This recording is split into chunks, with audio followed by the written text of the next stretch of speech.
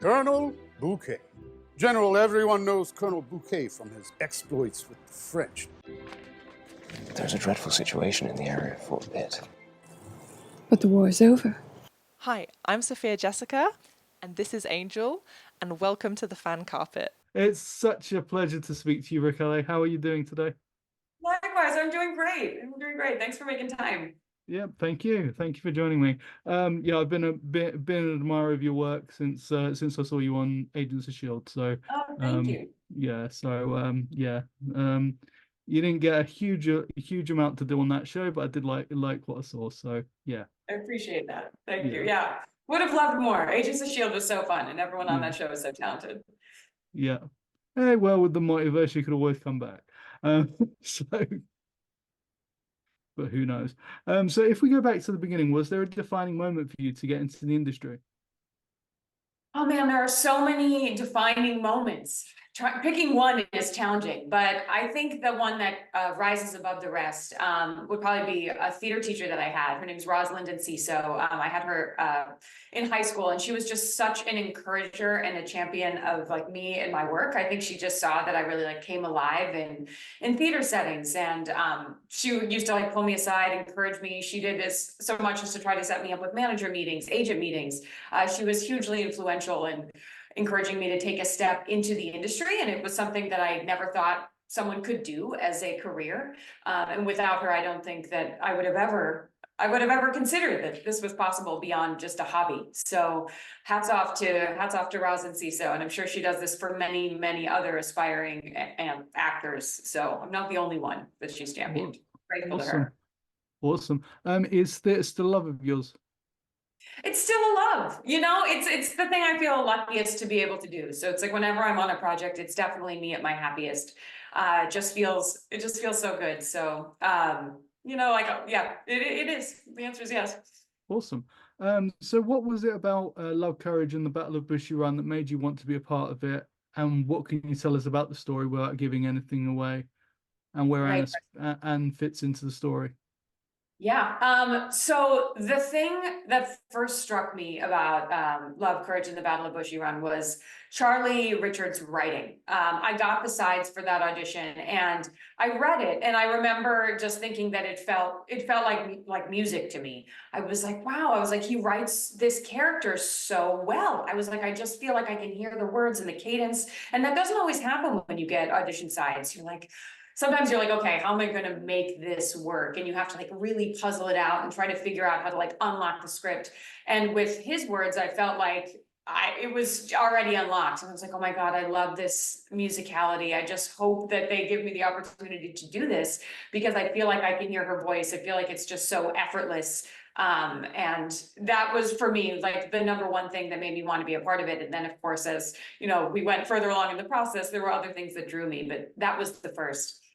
In terms of Anne and where she fits into the story, obviously the first word in the title is love, and her character and the lead character, Colonel Henry Bouquet, obviously it does tell their love story in tandem with the story about the Battle of Bushy Run. While Anne never sees the battle scenes, I'm kind of in this like very bougie house off to the side. I'm sort of the thing that Colonel Henry Bouquet wants to come home to. She's a catalyst for him, of just being torn between two great loves, his love for his job and then his love for this woman. And so it's his conflict of like, which does he choose? Because my character is so vehemently opposed to war. And of course I fall in love with someone who is literally a colonel in the British Army. It could not be less ideal for someone who's not into war. But it's really about that push and pull between the two of them, and like, do you choose duty or do you choose love? And she fits in right in that spot. Awesome. Now, obviously, it's based on some historical activities that happened. Is that always a challenge for you to get into that mindset? To me, that's actually my favorite thing. Anything that's based in history to me is just such a gift as an artist. it's like everything is there. You know, you can go and you can go online, you can look up things that actually happened. Like the research and the work is done for you. You don't have to like go unearth a bunch of things and draw up from things that are not real and kind of invent them yourself. It's like I got to go online and research like letters that they exchanged to each other, his journals, you know, the history and stories about the battle and the war itself, about that time. You can look up what they wore, what the customs were. It's like all of that is such rich life to be able to build into a character, that to me it's so much fun. It's like a treasure. It's like unearthing a treasure chest and just like pulling out things that you can apply and add to the character in layers. So that to me is extraordinary. It's just a gift. Awesome. Do you find a sense of responsibility when channeling somebody that existed? 100%. It's an enormous weight. I mean, obviously it's been 250 years, so, you know, who knows how many ancestors are still walking around. And, you know, if Anne Willing's ancestors do exist, please look me up. I would love to speak to you. But you want to do justice to that person's story. And so obviously I looked up as much as I could find about her. I discovered that she was incredibly politically influential for the time. She had actually a decent amount of power for a woman in the 1700s. That is rare in and of itself. The fact that there is history about her is remarkable. And so I was like, this person had to be strong. She had to be unbelievable. And so I wanted to convey as much as I could, you know, about her heart and how she might have been feeling in a situation where, you know, a loved one is going off to war and she thought she may never see them again. But also as somebody a woman who did make the history books during that time. I mean, I was like, she must have been incredible. So I hope that I did do her justice, because I certainly tried to layer in as many like positive attributes about her as I could. Wonderful. So what's it mean for you to be a storyteller and tell stories in this way? It means everything. You know, to me, storytelling and being a storyteller is about exploring human empathy, human emotion, like what we really feel, and trying to relate more closely to the human experience. And so I'm always trying to bring as much truth as I can with as much knowledge as I have at this point in time, I guess, to those truths. And so, because I firmly believe that when we watch a film or we watch, you know, actors moving through emotions and these experiences, it allows the viewer to also have the permission to go through those experiences as well, and to also cross-examine their own lives. So to me, that's an immense responsibility for someone who may not be willing to look at some of the hard things in life, or maybe in their own life. If they see them mirrored on screen and they are able to have a cathartic experience based on work that I've done or other actors or artists have done, I think it can help the viewer. And if there's a relationship between actor and viewer that, while we may never meet in person, we may inadvertently help someone in that way. And I think that is the power of storytelling and of being a storyteller. Absolutely. Awesome. Do you have any memories from filming that you would take with you for the rest of your career? Absolutely. I mean, every set brings its own memories that are unforgettable. In particular, this one, it's got to be the friendship that I developed with Tom Connolly, our lead actor on set. We had so much fun. He is so funny. I laughed until I cried every single day with like his little witty banter, his asides. He's just the most hilarious man alive and just the kindest person ever. And I just have so many fond memories of us just sitting in our trailer, running lines, going over the scenes, cracking jokes. It's just truly a friendship that I'll have forever. And I'm just immensely grateful. I'll never forget those laughs. Awesome. Awesome. So do you have any preferred genres and any favorite films? I have so many. I'm going to try to keep it tight. But I am a deep lover of like three genres, but anything that's like historical genre based. So I was like really living in my favorite world, getting to film this, romantic comedies, and inspirational sports movies. Actually, like I have a deep love for those. And favorite films, I'll live in the rom-com world, because that's kind of my, like, you know, my cozy place. If anything's ever like going wrong, I'm a girl through and through. I'm gonna throw on a rom-com and then all of a sudden things are gonna be right with the world. But like favorites gotta be While You Were Sleeping, this congeniality. Oh my God, maybe not necessarily romantic comedy, kind of. Father of the Bride, this 1 and 2. Steve Martin and Martin Short are legends. I'm obsessed with them. I think they're remarkable. Anything like that is just going to take me back to everything I love about movies. So I'm gonna say that. Yeah, they're legends. Only Murders in the Building is one of my favorite shows at the moment. So glad It's that's coming so back for a season good. 4. It's so good. I just can't believe the career that they've had. I love that they're just like still cruising, still going, still working Mm, together, still making the world laugh. I think they're incredible men. Love them. yeah. And they're great in person as well. I've never actually met them, but seeing them like seeing their interplay on chat shows and things, it's just incredible. Completely. You can tell they have just an amazing friendship that they've Mm, formed over the years. And yeah, I respect them. I would love to work with them one day. Trying to yeah, get in. absolutely. Are there any other aspects of the industry that you'd like to pursue? You know, I would really love to put on a producing hat at some point. I know that there's so many ways that actors kind of dip their toes into other aspects, but there's a few stories that, you know, I think everybody has a few stories that they have in them and that they want to tell and that they feel need to come through them. And I've got a couple that have been percolating within me forever. And at some point I'm gonna need to get up and make sure that these stories enter the world. Whether or not I, you know, am in those stories is different. But for me, I'm like, oh, they're just things that I want to tell, and I'm probably gonna have to put on that hat at some point in order to get them out there. Awesome. I will look forward to that. Now, Yeah. you've worked with some great talent, both in front and behind the camera.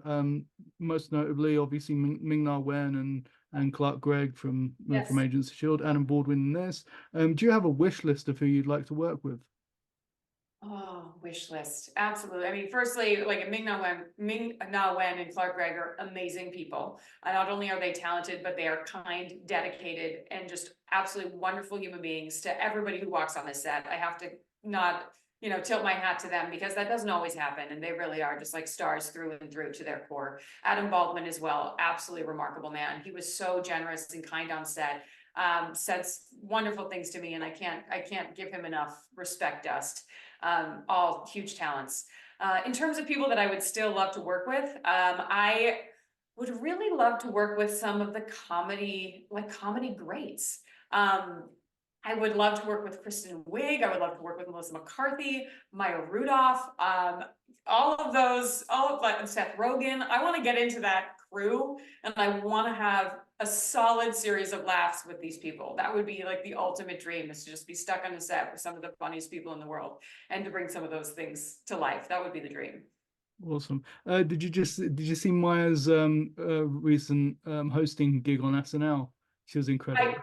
I didn't, but I've seen clips, and it's something about mother. I feel Yeah, like I yeah. saw them posting about it on Mother's Day, and I was like, I'm gonna have to check this out. Yep, But I check it need to out. watch You won't be disappointed. It's it. I it's can't wait. it, I it's think she's good. great. Check it out. It's all on YouTube. Because obviously I'm in London, so it doesn't Yeah, get broadcast here. So I watch everything on YouTube. naturally, as one Yeah, must. yeah. So who inspires you in the industry? Who inspires me in the industry? Hmm. You know, I'm very inspired by artists who do multiple things. Like you know, like Margot Robbie, Reese Witherspoon, Jessica Alba running The Honest Company. Like people who take on so much more than what, you know, you would expect of them, beyond like the moniker of artists, and they take that and they run with it. I think that those women, and you know, and many men who do that as well, are remarkably impressive. And yeah, and I think they're amazing. So people who do it's like kind of wear many hats, I have all the respect for. And yeah, I find them an inspiration to me. Awesome, awesome. So as well as Love and Courage and the Battle of Bushy Run, you appeared in Agents of S.H.I.E.L.D. as we spoke about earlier. Yes. A series that I absolutely adored. What can you tell us about that experience? That experience was fun. It took me a minute to get cast on that. So like the lead up was a bit, when I finally got the call that I was going to be on it, I was so excited. And then to be able to play like, you know, young Victoria Hand and kind of enter this, had been in the Marvel Universe before on Legion, but it was cool to enter as like someone from actual canon and to be able to explore that character and kind of try to bring truth to it. Was very exciting. And then obviously the cast and crew of that show is so tight knit, getting to kind of come in right in their like final season and to see all of the relationships that had been formed and to see the way they interact together and the way they work was a real treat for me. But yeah, I also love that series. I love that story, and it was just an honor to be a part of it. Awesome. And where can we find you online to keep up with everything you're doing? Yeah, so mostly I'm on Instagram. I don't delve too deeply into the social media world. I need to get better at that. You can find me at Rachele Schank on Instagram if you wanna see what I'm up to. I'll update that most frequently. Awesome. Are you working on anything currently that you're allowed to talk about? Oh, we're never allowed to talk about these things. But yeah, have a few projects in the works. But trying to, and also still auditioning as well. Like we're back in the mix of things. Actors, we're constantly wearing so many hats and things are always in flux. But can't talk about anything today. But I appreciate the ask. Awesome. Well, look forward to whatever you do next. Thank you so much for taking the time to speak to me today. And look after yourself. Thank you so much. It was such a pleasure. Thanks for taking the time. Take care. Thank you very much. Thank you for watching The Fan Carpet. Please follow us on Facebook, X, and Instagram for more content. Bye for now.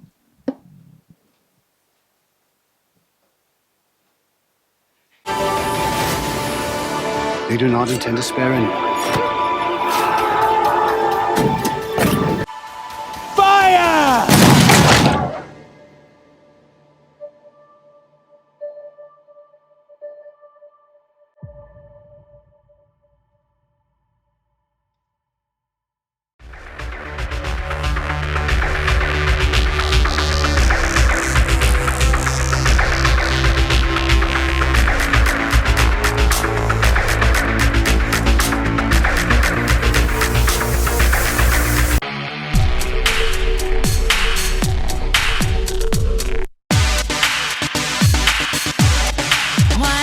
You show what you can do.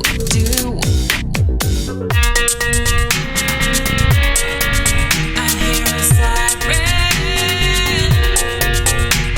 Maybe you were wrong about me. I'm dangerous and still. Why don't you give me a sign like the sea?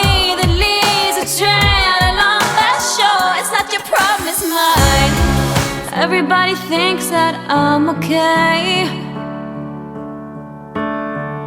Sometimes I think I am too. I'm on the outside looking in. I'm waiting for the shockwaves to begin. Oh, won't you let me hold you for one time? Just a rainy day in a London cafe. A London cafe. So give me one last serenade. Say to me, or swear at me till the night turns into day. And it was a shame when daylight faded, because we didn't notice at all.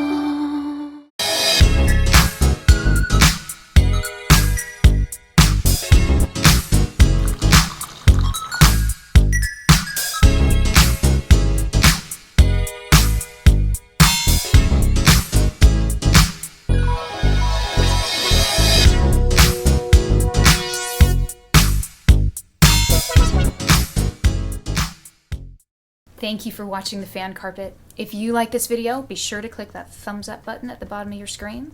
And also be sure to subscribe to the Fan Carpet YouTube channels. They're absolutely free and so much fun too. Be sure to check out the official website, thefancarpet.com. Also, you can follow us on Facebook, Twitter, and Instagram to stay up to date with reviews, competitions, the latest news, and so much more.